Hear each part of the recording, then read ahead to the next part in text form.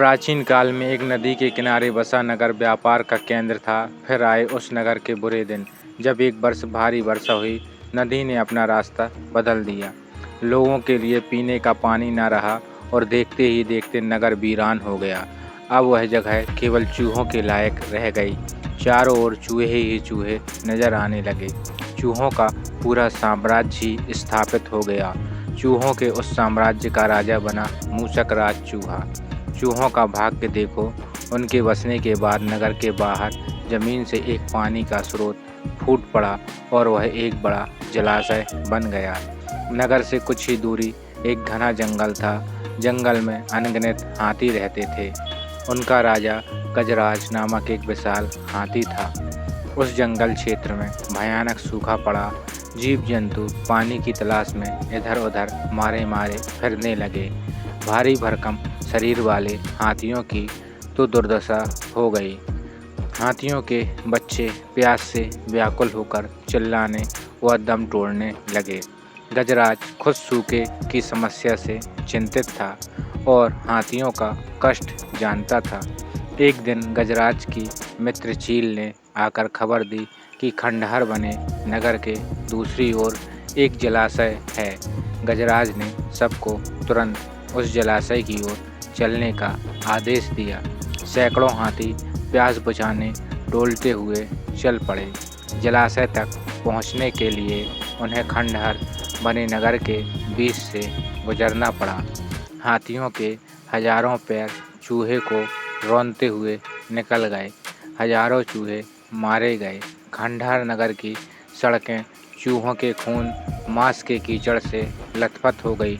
मुसीबत यही खत्म नहीं हुई। हाथियों का दल फिर उसी रास्ते से लौटा। हाथी रोज उसी मार्ग से पानी पीने जाने लगे। काफ़ी सोचने विचारने के बाद मूसक राज के मंत्रियों ने कहा, महाराज, आपको ही जाकर गजराज से बात करनी चाहिए। वह दयालु हाथी है। मूसक राज हाथियों के वन में गया। एक बड़े पेड़ के नीचे गजराज खड़ा था। मूसक राज उसके सामने के बड़े पत्थर के ऊपर चढ़ा और गजराज को नमस्कार करके बोला। गजराज को मूसक राज का नमस्कार। हे महान हाथी, मैं एक निवेदन करना चाहता हूँ। आवाज़ गजराज के कानों तक नहीं पहुँच रही थी। दयालु गजराज उसकी बात सुनने के लिए नीचे बैठ गया और अपना एक कान पत्थर पर चढ़े मूसक राज के निकट ले जाकर बोला, नन्हे मियाँ, आप कुछ कह रहे थे, कृपया फिर से कहिए।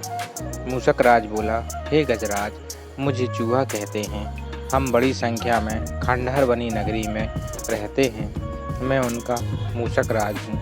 आपके हाथी रोज जलाशय तक जाने के लिए नगरों के बीच से गुजरते हैं।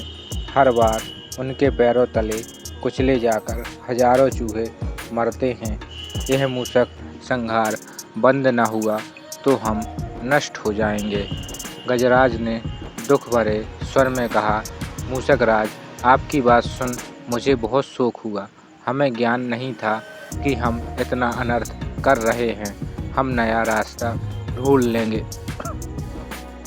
मूसक राज कृतज्ञता भरे स्वर में बोला, गजराज, आपने मुझ जैसे छोटे जीव की बात ध्यान से सुनी। आपका धन्यवाद। गजराज, कभी हमारी ज़रूरत पड़े तो याद ज़रूर कीजिएगा। गजराज ने सोचा कि यह नन्हा जीव हमारे किस काम क्या आएगा, सो उसने केवल मुस्कुराकर मूसक राज को विदा किया। कुछ दिन बाद पड़ोसी देश के राजा ने सेना को मजबूत बनाने के लिए उसमें हाथी शामिल करने का निर्णय लिया। राजा के लोग हाथी पकड़ने आए। जंगल में आकर वे चुपचाप कई प्रकार के जाल बिछाकर चले जाते। सैकड़ों हाथी पकड़ लिए गए। एक रात हाथियों के पकड़े जाने से चिंतित गजराज जंगल में घूम रहे थे कि उनका पैर सूखी पत्तियों के नीचे छल से दबाकर रस्सी के फंदे में फंस जाता है। जैसे ही गजराज ने पैर आगे बढ़ाया, रस्सा कस गया। रास्ते का दूसरा सिरा एक पेड़ के मोटे तने से मजबूती से बंधा था। गजराज चिंघाड़ने लगा। उसने अपने सेवकों को पुकारा, लेकिन कोई नहीं आया। कौन फंदे में फंसे हाथी के निकट आएगा। एक युवक जंगली भैंसा गजराज का बहुत आदर करता था। जब वह भैंसा छोटा था तो एक बार वह एक गड्ढे में जा गिरा था। उसकी चिल्लाहट सुनकर गजराज ने उसकी जान बचाई थी। चिंगाड़ सुनकर वह दौड़ा और फंदे में फंसे गजराज के पास पहुंचा। गजराज की हालत देख उसे बहुत धक्का लगा। वह चीखा, यह कैसा अन्याय है गजराज, बताइए क्या करूं?